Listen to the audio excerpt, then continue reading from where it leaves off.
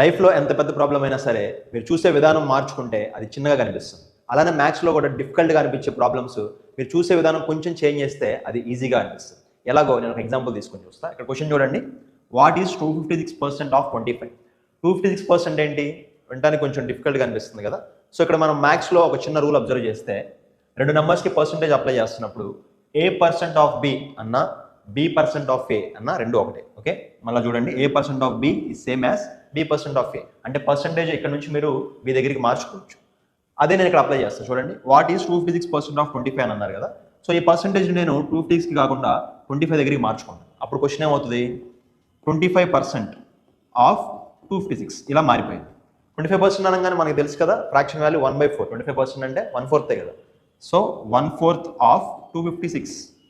ఇప్పుడు క్యాన్సిల్ చేయడం ఈజీ కదా. So 4 gets cancelled 6 times and 16 remainder 4 times. So ఇక్కడ ఆన్సర్ ఏంటి? 64. సో చూసే విధానం మారిస్తే మనకి ఆన్సర్ ఈజీగా వస్తుంది. ఇదే లాజిక్ యూజ్ చేసుకుని ఈ క్వశ్చన్ని మీరు ఆన్సర్ చేసి ఆన్సర్ కమెంట్ చేయండి.